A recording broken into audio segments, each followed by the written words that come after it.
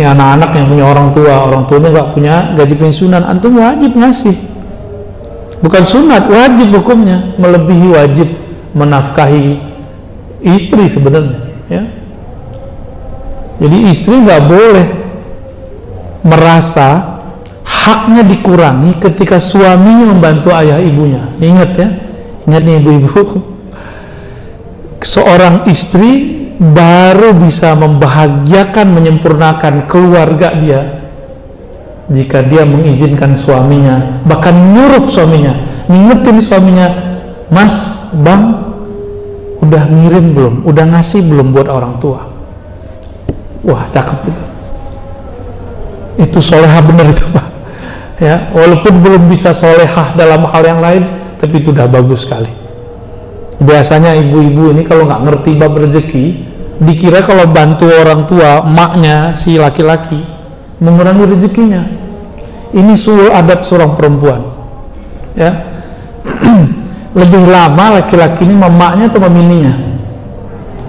Emaknya. Berarti kewajiban dia untuk membahagiakan ibunya lebih banyak daripada membahagiakan istrinya. Ya istri juga, dan istri harus tahu di situ bahwa dia bukanlah orang satu-satunya, perempuan satu-satunya bersama suaminya.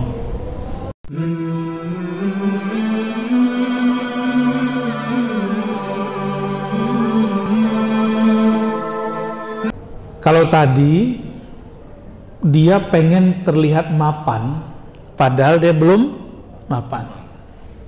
Kalau sekarang dia sudah mapan, tapi gaya-gayaan kayak orang belum mapan, ya. Kayak bapak ini kan udah pensiun, Pak, ya? Udah pensiun. Berarti pasif income dong, gaji ada terus dong, atau ada fulus lah. Mungkin kontrakan kayak pensiunan kayak, atau saham, ya, saya nggak tahu lah, ya. Artinya bapak punya, atau mungkin anak-anaknya kaya, itu kan pasif income juga itu, ya. Ini anak-anak yang punya orang tuanya nggak punya gaji pensiunan, antum wajib ngasih.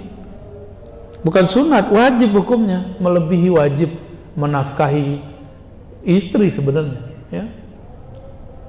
Jadi istri nggak boleh merasa haknya dikurangi ketika suaminya membantu ayah ibunya. Ingat ya, ingat nih ibu-ibu, seorang istri baru bisa membahagiakan, menyempurnakan keluarga dia jika dia mengizinkan suaminya, bahkan nyuruh suaminya, ngingetin suaminya, Mas, Bang, udah ngirim belum? Udah ngasih belum buat orang tua? Wah, cakep itu. Itu solehah bener itu, Pak. Ya, walaupun belum bisa solehah dalam hal yang lain, tapi itu udah bagus sekali. Biasanya ibu-ibu ini kalau nggak ngerti bab rezeki, dikira kalau bantu orang tua, emaknya si laki-laki, mengurangi rezekinya. Ini suul adab seorang perempuan, ya. Lebih lama laki-laki ini memaknya atau memininya? Emaknya. Berarti kewajiban dia untuk membahagiakan ibunya lebih banyak daripada membahagiakan istrinya. Ya istri juga, dan istri harus tahu di situ bahwa dia bukanlah orang satu-satunya, perempuan satu-satunya bersama suaminya. Yang ribet kita yang suami-suami ini, ya Pak, ya. Kalau ada begitu ada pusing kita. Nah, pinter-pinter bapak-bapak ngasih tahu ke pasangan, ya. Jangan langsung dilaknat, kamu bukan perempuan soleha, jangan begitu, ya. Diajarin pelan-pelan, dikasih tahu, ya, yang sebenarnya. Mau perempuannya alim nggak alim sama, kan alim paling baca kitab, sekolah, batinnya belum tentu alim. Jadi bapak kita ini sudah mapan. Dulu waktu masih belum mapan, kena macet berangkat, pulang macet, ya. Cuma waktu ada Sabtu Minggu. Apa kata kita? Coba kalau saya nanti pensiun, saya pengen 5 waktu di masjid, benar nggak? Coba kalau saya udah mapan, udah pensiun, saya ingin khataman Quran sekali 10 hari, sehari 3 juz, sehari 3 juz, benar ya? Kalau saya juz Al-Fuqat tuh, Pak. Bapak juz apa Pak? Juz 31. Dulu ngomong begitu.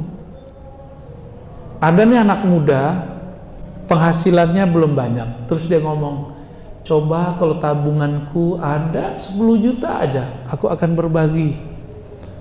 Dapatlah dia jabatan tinggi, gajinya sekarang 15 juta. Udah 6 bulan, udah banyak kan tuh. Sekarang udah sekian banyak gajinya. Dia berpikir, ntar kalau aku kasih, habis dong. Ntar kalau aku kasih, habis dong, begitu. Nah, jadi emang nggak ada selesai-selesainya. Baik. Apabila sudah mateng, sudah mapan, masih bergaya seperti orang yang tidak mapan, disebut jatuh dari semangat yang dulunya tinggi. Nah, gimana Pak? Malah lebih lama megang handphone ya.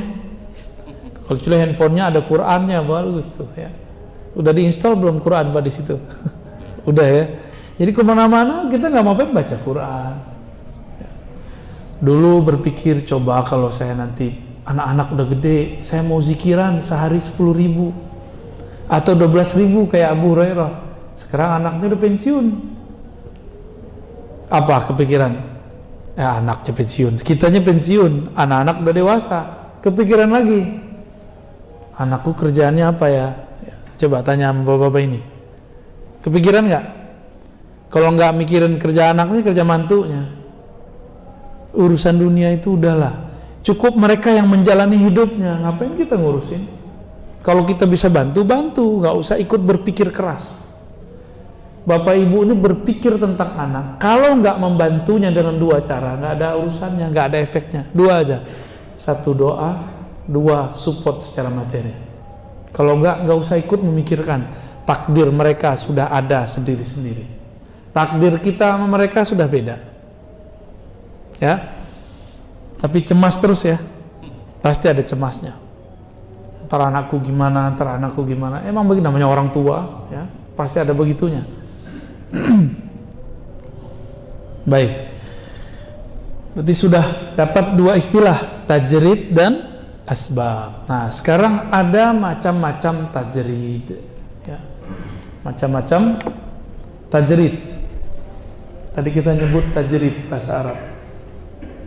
Apa arti tajrid tadi? Meninggalkan usaha. Tajrid itu secara harfiah artinya menanggalkan keterkaitan dengan selain Allah. Itu arti aslinya. Ya. Tajrid ma siwallah, kalau bahasa Arabnya begitu. Melepaskan ketergantungan kepada selain Allah. Maka tajrid ini ada yang disebut tajrid murid.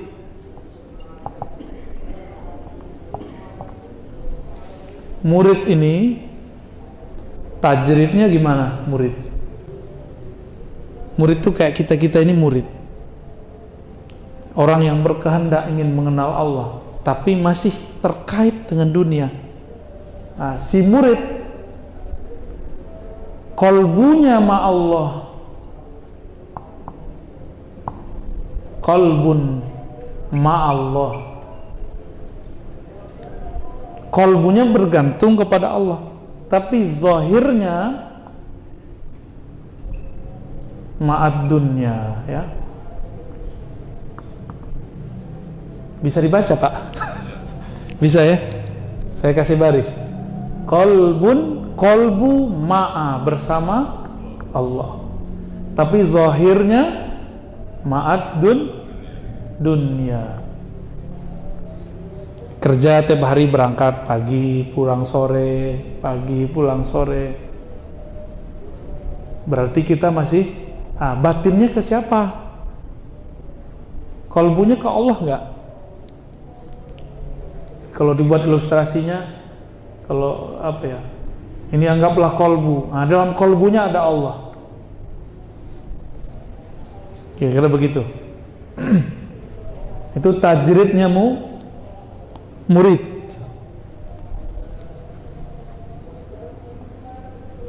Berarti si murid itu masih menganggap pekerjaannya tidak berhubungan sama Allah.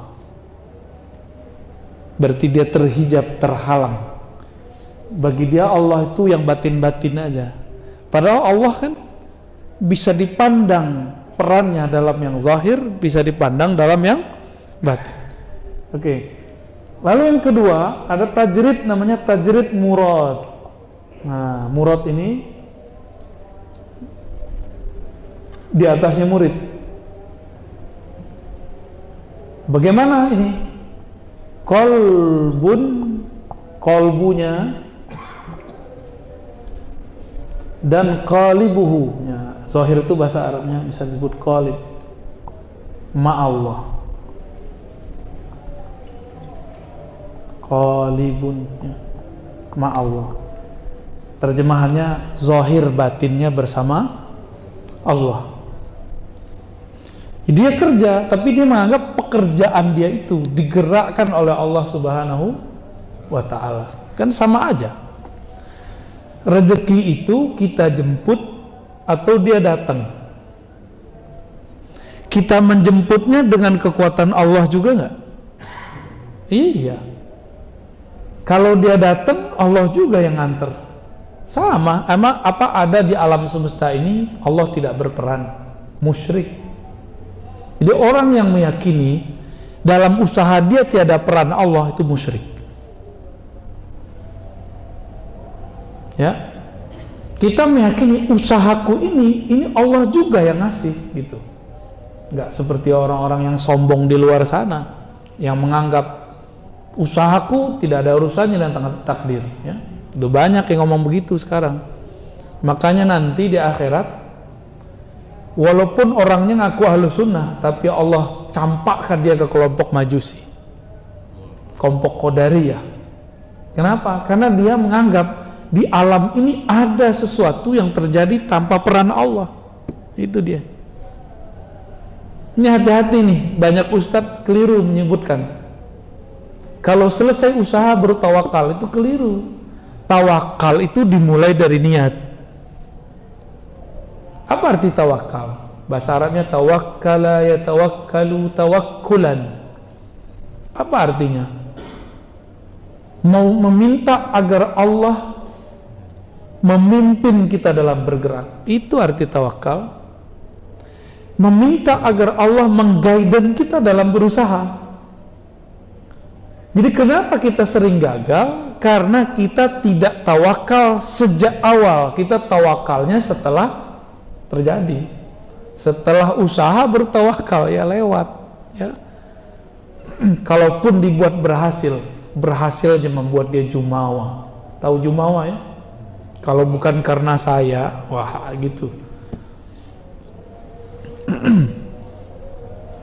Dulu di tempat saya bekerja ada orang ngomong begitu. Emang posisi dia tinggi. Apa kata dia? Ini lembaga kita ini, kalau bukan karena saya yang buka link, nggak akan hidup kalian nggak akan dapat gaji. Ngomong gitu Pak. Gak lama habis itu dia dapat kesempatan, dapat jabatan apa ya, lagi asik-asik diturunin, dipecat. Stres juga dia, 6 bulan dia lebih stres saya lihat. Tapi habis itu karena dia sadar lagi, Allah selamatkan lagi. Ya. Jadi ada tajrid yang murid, tajridnya setengah-setengah di batin aja, zahirnya belum. Tapi kalau murad, zahir batinnya bersama Allah. Kalau orang yang murid minum obat, usaha dulu minum obat, terserahkan kepada Allah. Kan begitu biasanya dengernya ya. Berarti si ustadznya baru makom murid. Bukan begitu. Emang obat itu diciptakan oleh selain Allah? Enggak kan? Yang ciptain obat itu siapa? Kan Allah juga. Yang menciptakan kesembuhan dalam obat itu siapa? Allah juga. Yang bikin dokter yang kita kunjungi itu siapa? Allah juga. Ini kalau sudah murad, kita memandang dokter mana aja, usaha mana aja. Itu dari Allah Subhanahu wa ta'ala.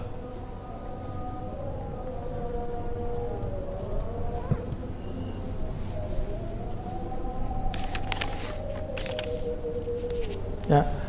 Jadi kita ini yang mana? Nah, nanti coba dilihat. Nah, ini kalau boleh disebut tajridnya murid masih pakai asbab. Tajridnya murad dia mengendalikan sebab dengan izin Allah. Nah, ini dia nih. Kalau murad nih bisa jadi pawang hujan, Pak, tanpa perlu belajar. Dia lagi butuh nih, lagi ada hajat nih. Allah mau nurunin hujan, dia minta, ya Rabb, kami lagi ada hajat. Hajat kami sedang membicarakan kekasih-kekasihmu. Diberhentiin sama Allah. Atau dipindahin aja. Ya, bisa begitu, Pak. Ya. Kalau murad, jadi nggak perlu jadi pawang hujan, nggak perlu gaya-gayaan. Berhenti, gitu, nggak perlu, Pak. Ya, saya lihat atraksi para pawang hujan tuh lucu-lucu juga tuh ya. Tapi ya mungkin dia makomnya murid, dia harus pakai gaya-gaya, ya, itu gimmick sebenarnya. Sebenarnya kan dibatin aja tuh. Sama kayak silat. Silat itu kan urusan batin sebenarnya. Silat itu kan hubungan batin dengan yang maha batin. Dizahirkan jadi gerakan. Makanya sebenarnya nggak ada tuh silat begini-gini tuh nggak ada. Kayak Kamehameha Sunggoku ya. Tenaga dalam, enggak begitu. Orang kalau sudah ahli, dia cukup main di kolbunya, pakai nafas dia selesai itu. Kalau dia murad, ya, nggak perlu pakai aneh-aneh. Jadi kalau latihan silat nggak usah aneh-aneh. Niatnya untuk kebugaran, ya. Di sini ada latihan silat nggak, anak-anak? Adain, Pak, ya. Latihan apa, kayak latihan fisik biar anak-anak kita ini punya mainan, bukan main game doang, ya. Panah itu ada bosannya, Pak. Harus ada silatnya, harus ada tarungnya. Kalau perang, panah bisa habis gak? Yang bisa habis badan kita. Jadi latihan fisik itu perlu ada, ya. Dulu saya waktu masih remaja-remaja banget, Pak, itu kita belajar beberapa aliran sekaligus itu. Badan itu kayaknya mau gerak terus, daripada nunjukin orang mana tembok. Ya mending ada samsaknya kan. Coba lihat, kalau seorang guru master, dia perlu nggak banyak gaya ngeluarin jurus? Nah itu murad. Ya, kalau murid harus conditioning dulu ya, harus gaya-gayaan dulu. Taib. Udah dapat meaningnya? Apa beda antara tajrid dan asbab? Tajrid ya, melepaskan segala satu selain Allah Subhanahu wa ta'ala.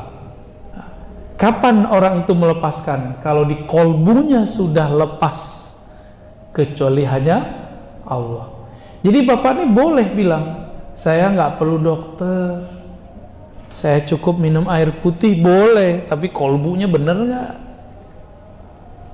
Sehingga hembusan Bapak itu jadi obat, gitu. Gimana Pak? Ya, saya pakai herbal, herbal kan obat juga, apa bedanya? Sama masih bergantung. Oh ini kan tibun nabawi, emang ada tip yang bukan nabawi. Semua pengobatan yang sesuai dengan keilmuan saya menyebutnya tibun nabawi, sama semua. Tapi ada tibun nabawi lama, ada tibun nabawi sekarang. Kalau Nabi sekarang hidup, Nabi akan membenarkan dokter-dokter itu. Dulu Nabi itu mengadopsi bekam. Bekam itu dari India, bukan dari Cina. Dulu kan bekam itu disayat, benar nggak? Yang pakai kop tuh Cina tuh, ya. Antum anti Cina tapi bekamnya pakai Cina. Terus apa lagi? Pengobatan apa lagi? Nabi nyebut kustul Hindi. Apa Hindi artinya? Hindi India. Bunga atau serbuk dari ya, itu bukan kayu juga, dia kayak ya, tumbuhan kecil sampai segini doang kira-kira. Hindia nyebutnya. Jadi Nabi itu ngadopsi dari orang Hindia banyak banget, Pak. tanda kalau Nabi itu nggak saklek. Ini katanya pengobatan Islam, nggak mau ngadopsi dari Barat. Itu dari mana itu? Ibnu Sina mengadopsi dari Jalinus. Ibnu Qayyim, murid Ibnu Taimiyah, juga ngadopsi dari Jalinus, dari Ibnu Sina. Padahal Ibnu Qayyim itu imamnya Salafi. Belakangan dia kemudian mengadopsi yang tadinya dia anggap kufur. Dia bisa milah-milah, oh ini nggak kufur, tidak. Ya.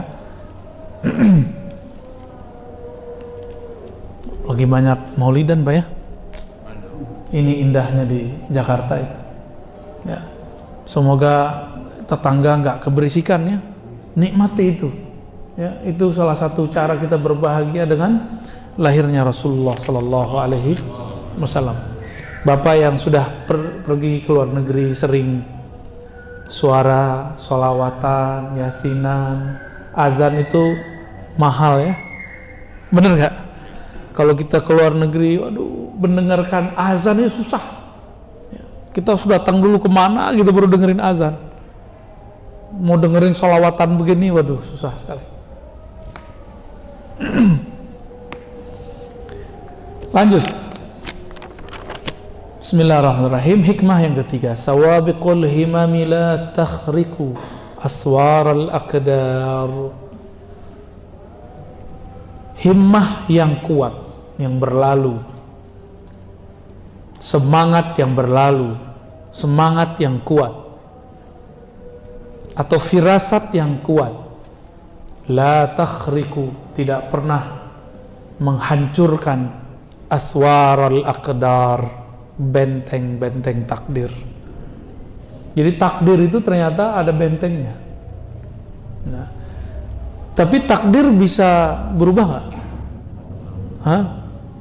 Bisa. Nah, ini ada penjelasannya, Pak.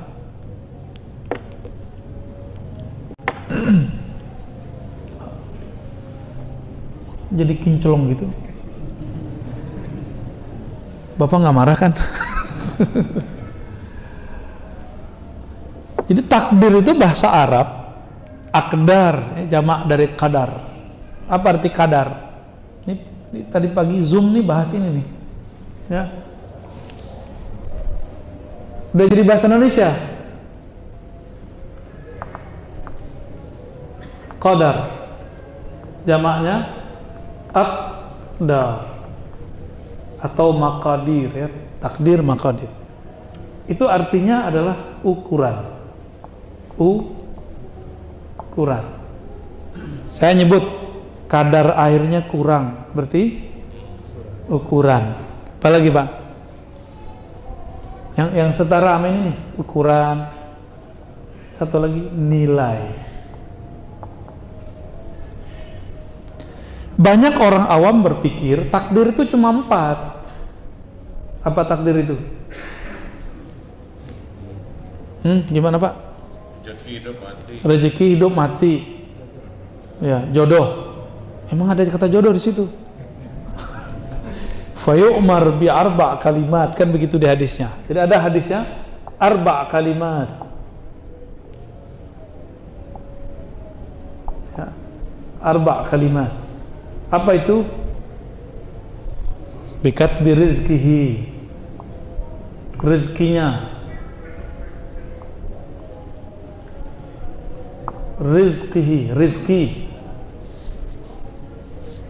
Hapus dong. Kita pakai Indonesia, rizki. Nanti kalau pakai bahasa Arab pusing nanti. Yang cukup yang gede-gedenya aja. Rizki, apalagi? Ajal. Cepet amat Pak nyebut ajal. Ajalihi udah bahasa Arab kok. Ajal itu artinya time. Waktu. Waktu kapan? Waktu nanti transit ke alam lain. Itu ajal. Terus apa lagi? Amal. Amal dalam bahasa Arab itu artinya aktivitas.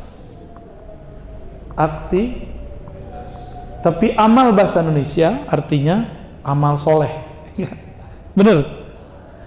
Jadi bukan ini yang dimaksud adalah aktivitas, Terus yang keempat apa? Syaqiyun au sa'id. Dia ahli surga atau ahli neraka. Saya pendek aja ya. Coba rizki, ajal, aktivitas. Di mana di situ rezeki? Jodoh di mana, Pak? Ada nggak jodoh di situ? Ini hadisnya hadis Bukhari loh nih. HR Bukhari nih. Di mana? Bener? Yakin? Tuh, aneh cuma konfirmasi doang, antum langsung berubah. Tadi bilang iya, sekarang enggak. Tuh, baru diuji begitu ya. Gimana kalau diuji disertasi tuh, dikata-katain profesor doktor gitu. Ya. Rezeki, apa arti rezeki? Jatah yang diberikan Allah. Ada berbentuk fisik, harta, ya. Harta itu fisik nggak? Salah satunya pasangan. Dalam berpasangan itu ada batinnya nggak? Ada rezeki batinnya nggak? Ya, fisik, non fisik, non fisik. Apa rezeki batin dalam berpasangan? Cinta. Tuh, cinta itu rezeki, Pak. Jadi kalau kita jatuh cinta, kita dapat rezeki. Cuma jangan cintai yang nggak pantas kita cintai ya. Kita minta ampun kalau sudah pernah mencintai yang nggak pantas kita cintai. Yang nggak boleh kita cintai, cintanya orang. Ya, apalagi harta. Apa yang ada di harta? Berkah.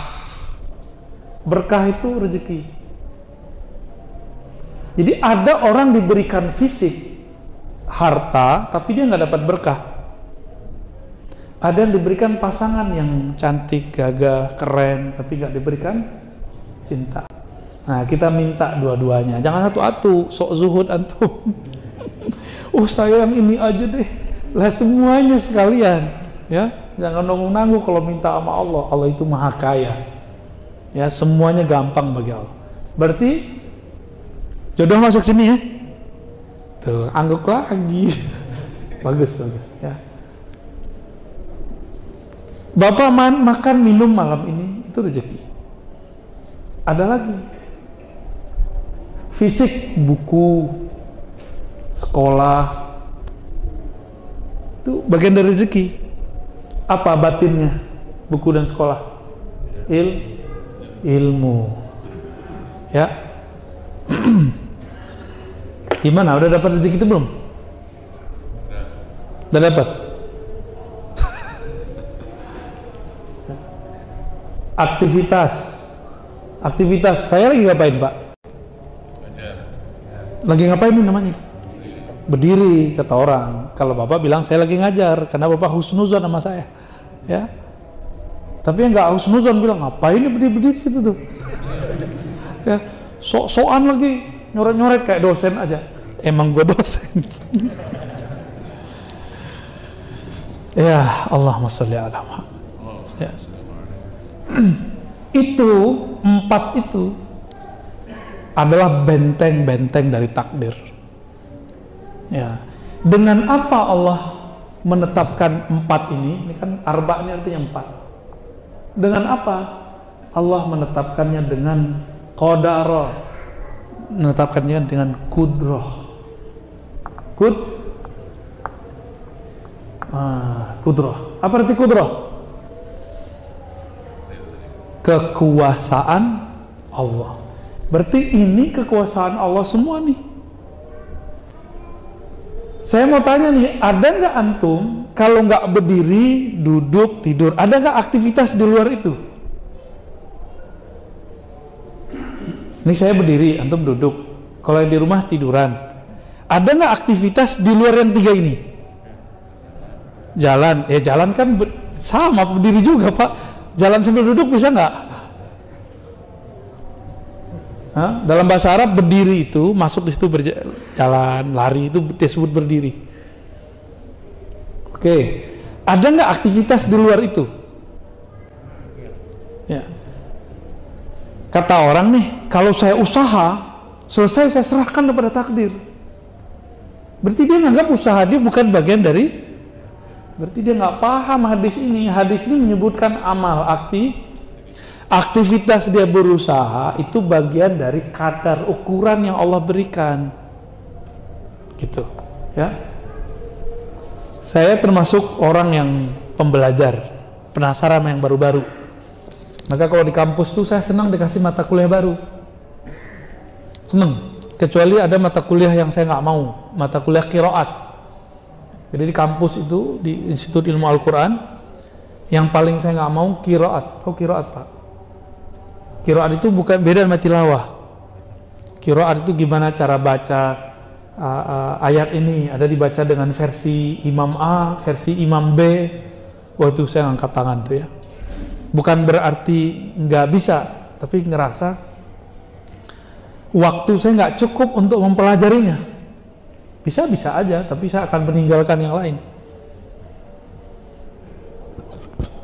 Ada beberapa ilmu yang saya menghindari, tapi selain itu saya suka ngajar yang baru-baru.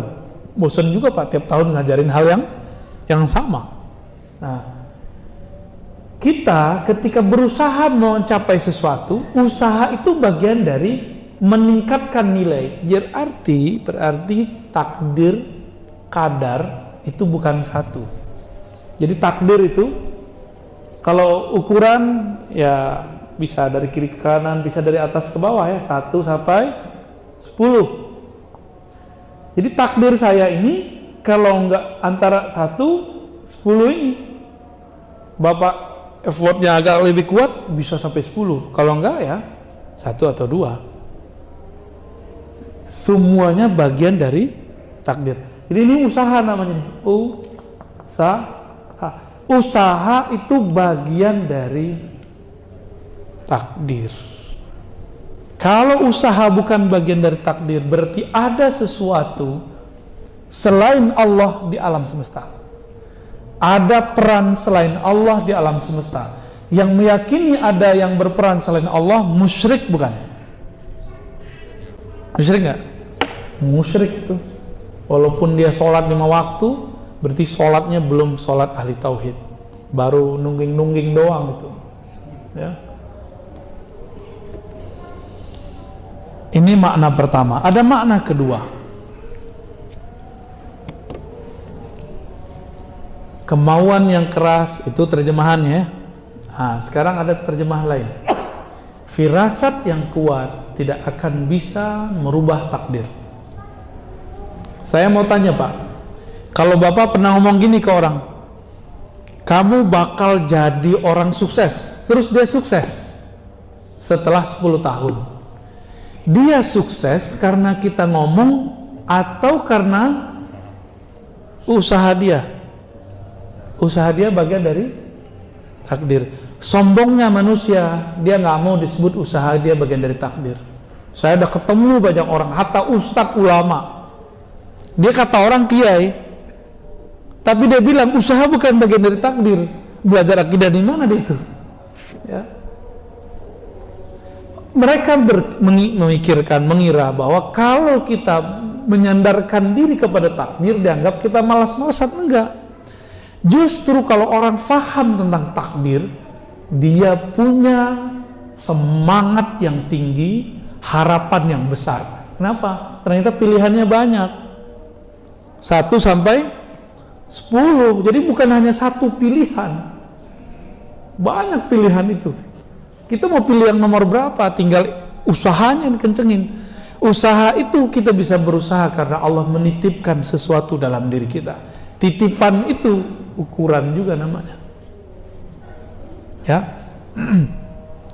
Jadi saya tanya lagi Pak, kalau ada orang sukses seperti yang kita firasatkan, kita kalamkan dulu, kira-kira dia sukses karena kita atau karena takdir Allah? Ya, takdir Allah pasti. Tapi banyak orang GR, tuh kan gue bilangin sukses kan dia gitu. Bener ya? Bener ya? Sesekali dia ketemu Bapak, terus lupa nyapa, karena dulu Bapak gagah sekali, sekarang sudah ubanan. Dia lupa ini siapa. Waktu Bapak sapa, dia nggak ingat. Bapak siapa ya? Sombong amat tuh kan. Padahal emang dia lupa, mau gimana lagi 10 tahun nggak ketemu. Bukan berarti orang itu sombong. Orang kalau nggak kenal Bapak tuh bukan berarti sombong, Pak. Dia manusia pelupa nggak? Bisa-bisa orang lupa sama dirinya sendiri kan? Ada nggak orang yang lupa sama diri sendiri? Ada. Semoga kita nggak begitu ya. Ya, baik. Maka kalau kita berkalam tentang suatu terjadi, dia terjadi bukan karena kalam kita, tapi karena kita lagi dipinjam sama Allah. Bapak firasat nih, kejadian firasatnya. Misalnya nih, ntar jam 10 hujan. Hujan. Terjadi hujan karena kita firasat atau karena Allah ingin menurunkan hujan? Ya, jangan GR. Allah yang punya hujan, kita yang GR. Banyak orang GR Pak di dunia. Baru sakti-sakti dikit udah GR kan. Banyak orang GR di dunia ya. Dalam banyak hal ya. Kalau tadi masalah ngeramal orang, kalau sekarang masalah kejadian alam. Kamu hati-hati, ntar tabrakan loh. Beneran tabrakan. Tuh apa kata gua. Dia senang memfirasakan buruk tentang orang. Ini saya mau kasih tips. Kalaupun Bapak punya firasat buruk tentang orang, katakan yang baik. Misalnya kita ngeliat nih bakal tabrakan nih, kita ngomong, Dek hati-hati ya, nanti pelan-pelan aja. Kalau ada orang nyerobot dari depan, kita ngalah. Jangan dikalamkan, ntar kamu bakal tabrakan. Nanti ini masuk ke alam bawah sadar dia, jadi doa dalam pikiran dia. Ya.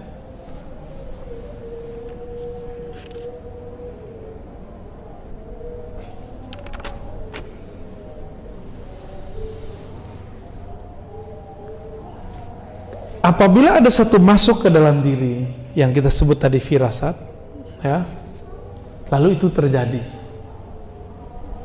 Itu adalah cara Allah meminjamkan kolbu kita untuk menyampaikan kepada orang bahwa ini bakal terjadi. Kok bisa? Jangankan kita, itu binatang-binatang, hewan-hewan di hutan. Kalau hutannya dekat gunung, gunungnya mau meletus, itu hewannya bisa ngerti nggak? Ngerti Pak, dia pergi.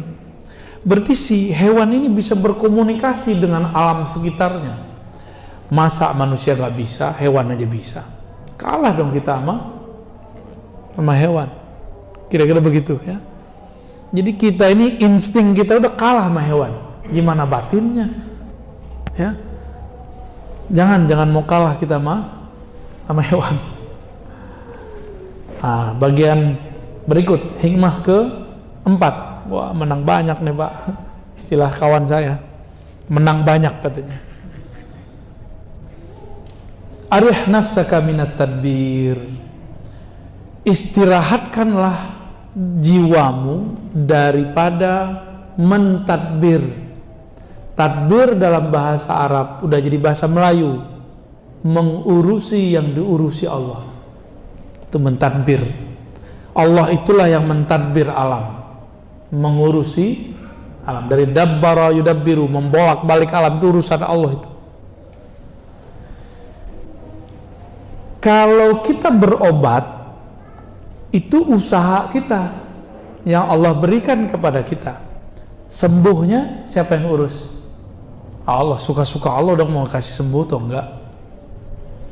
Kita usaha yang cocok, suksesnya kita serahkan kepada Allah. Kira-kira begitu ya.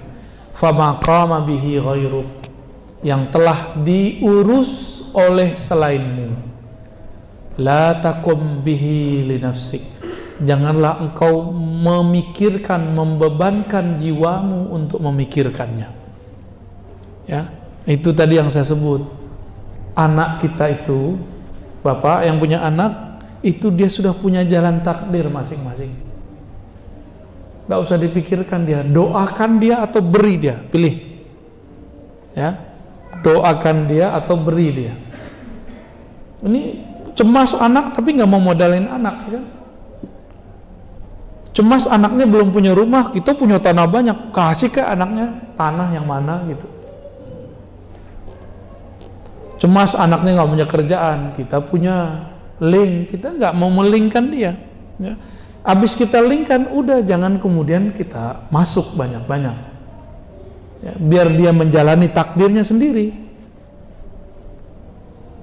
Yang banyak rusak anak-anak itu kalau dibantu orang tua, ya.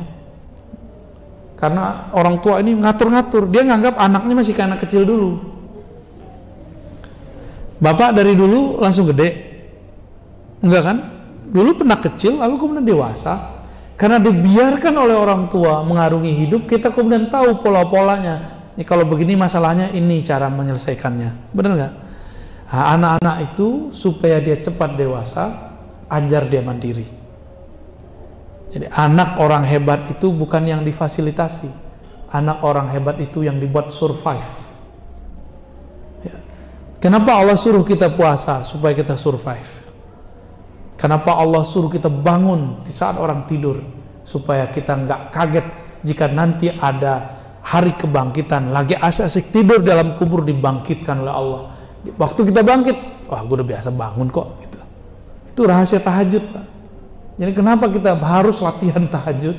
Biar nggak kaget kalau nanti ada hari kebangkitan. Orang yang biasa bangun malam hari nih, atau bangun subuh, setiap kali dia bangun dia niat mau sholat. Oh Allah cinta tuh sama orang. Ya. Setiap kali dia bangun dia ingatnya mau sholat tahajud kayak mau sholat subuh kayak, bukan cuma mau buang air kecil, itu mah rendah banget tuh ya. Bangun cuma pengen ke toilet, rendah banget Pak. Apa bedanya kita sama si guguk ya, sama kambing, sama kucingnya sama aja jadinya. Coba niatkan, saya tidur niat ingin tahajud malam ini. Jadi tidurnya diniatkan untuk bangun sholat. Tiba-tiba bapak ini diwafatkan dalam tidur. Waktu bapak bangun di alam kubur Pak, itu malaikat bingung ngeliat bapak. Kenapa? Orang ini nyari tempat wudhu, cari-cari, dia ngerasa masih hidup. Jadi orang yang mati, dia ngerasa itu masih di alam dunia. Itu malaikat ngeliatin dia, ngapain nih? Kerusak-kerusuk, kalau nyari handphone, digampar sama malaikat ya. Tapi kalau yang dia cari, mana nih tempat wudhu? Saya mau sholat, dibiarin deh Pak di sholat. Itulah yang disebut kalau ada orang sholat dalam kuburnya, itu kisahnya. Ya. Mau malam ini mulai praktek. Ketika hendak memejam mata, kita katakan, ya Allah, aku niat tidur untuk bangun menyembah Engkau. Mau ya? Ya. Untuk ini kita bacakan Al-Fatihah ya. Bismillahirrahmanirrahim.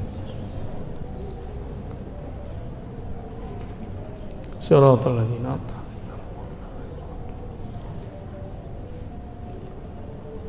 Baik. Gimana Pak? Udah cukup ya? Tafadhol ya, ada 20 menit lah ya. Silakan Bapak Ibu yang akan bertanya. Dokter aja nanti kita kasih.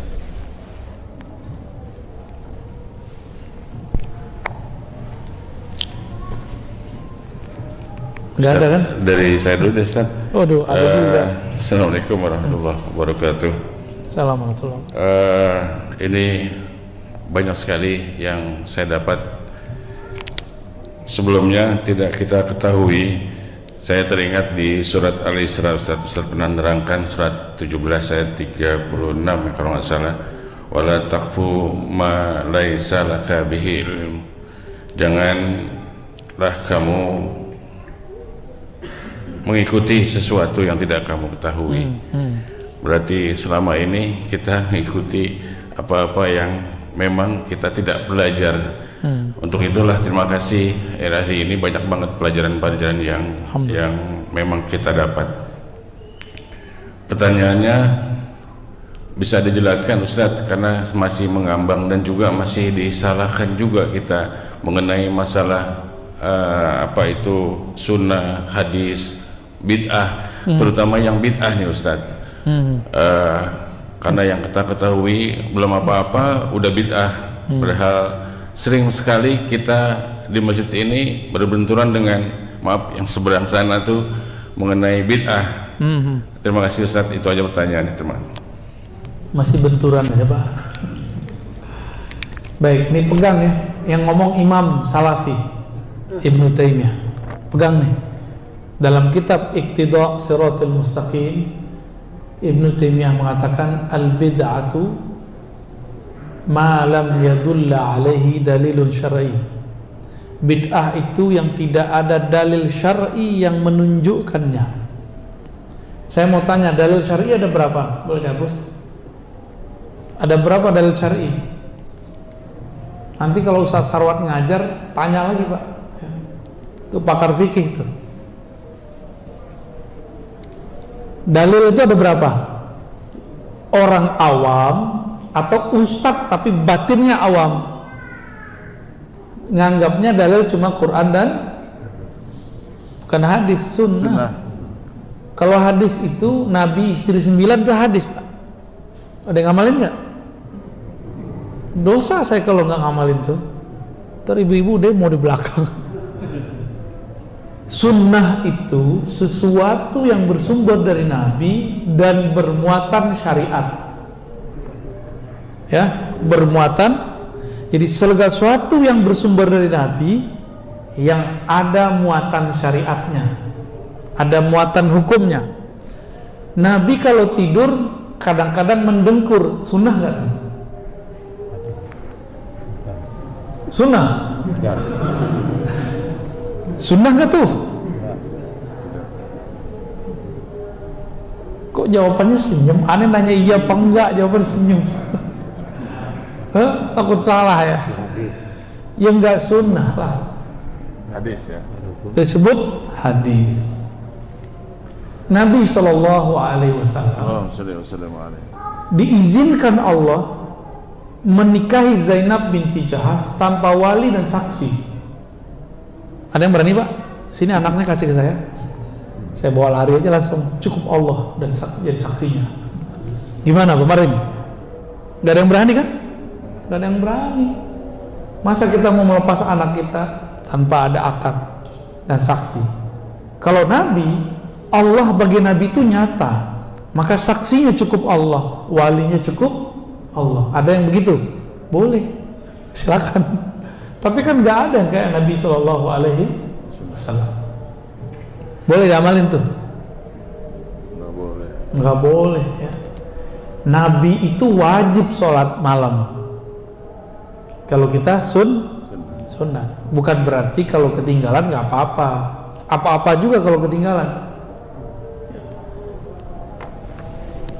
Ini hukum syariat.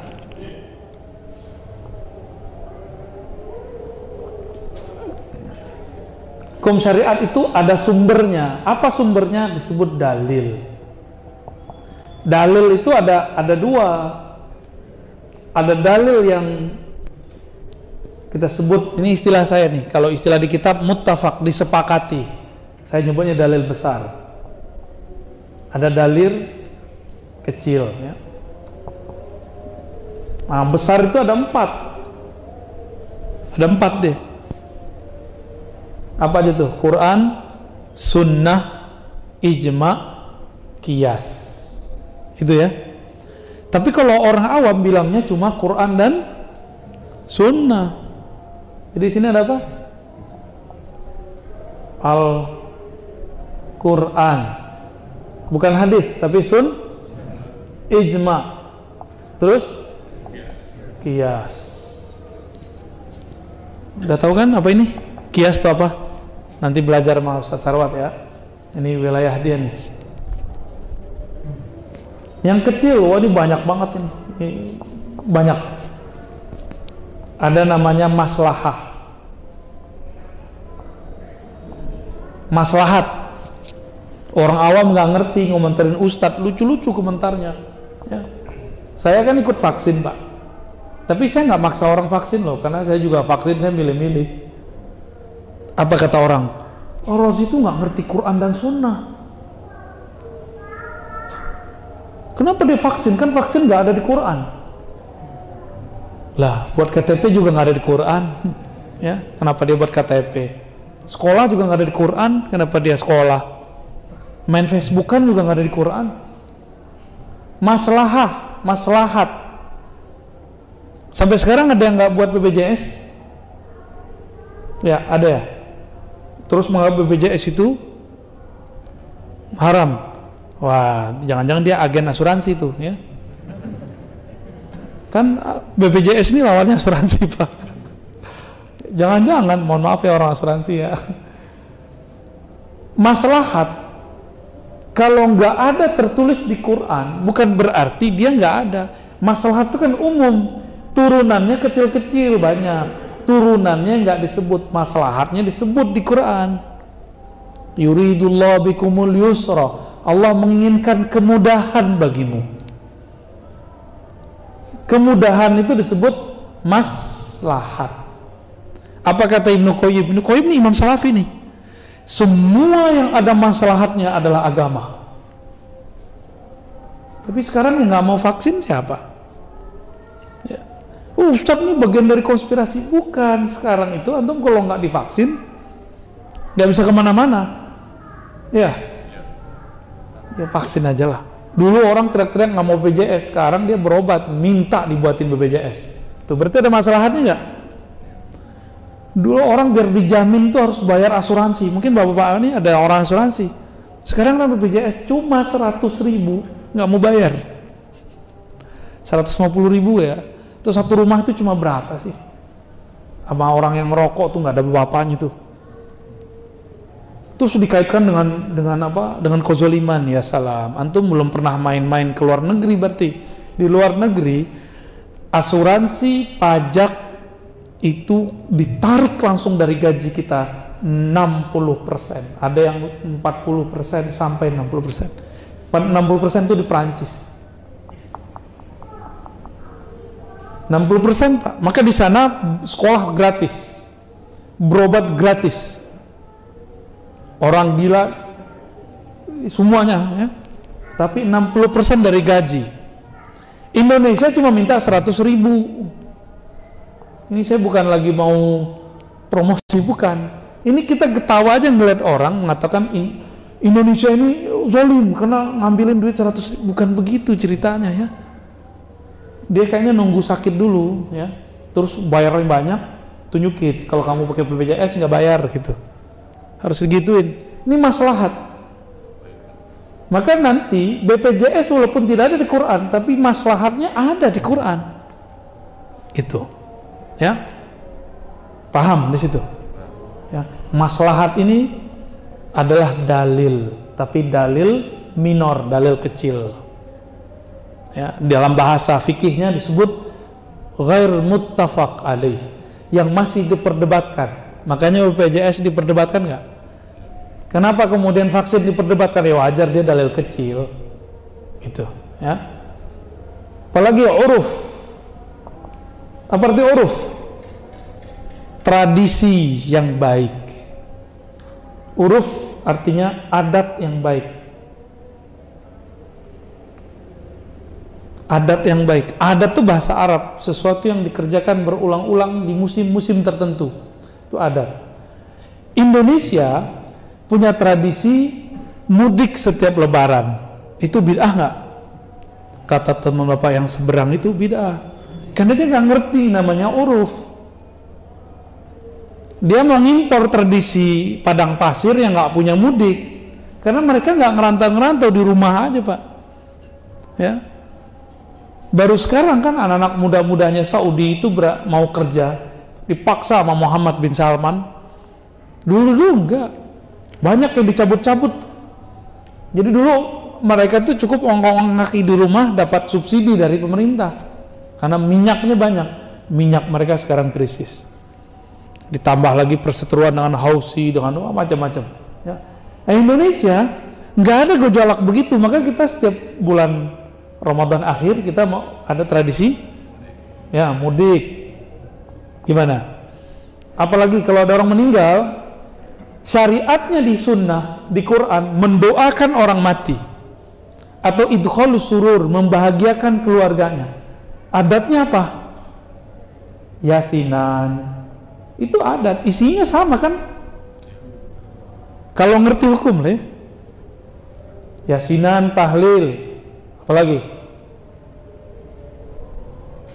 Nabur bunga masuk ke mana? Adat yang baik. Ada nggak dalil yang ngelarang di sini nabur bunga? Nabur bunga kalau ada orang meninggal, maunya nabur duit ya. Payah deh. Gimana? Apalagi Pak? Ini orang itu lagi ngapain tuh namanya tuh? Ya, maulid. Nabi ditanya, kenapa engkau berpuasa hari Senin? Jawab Nabi, itu hari maulidku. Berarti Nabi maulidan toh? Ya, Nabi maulidan Pak. Tapi cara Nabi sederhana, Nabi berpuasa. Itu kan Nabi, karena beliau sendiri. Masa beliau kemudian menceritakan kebaikan-kebaikannya sendiri? Maka kita ceritakan tentang beliau pada event maulid. Nah, itu ya. Bagus atau jelek itu? Makanya kalau ada maulid harus ada menceritakan kisah, jangan teori-teori. Jangan cuma hanya baca barzanji tidak tahu paham isinya.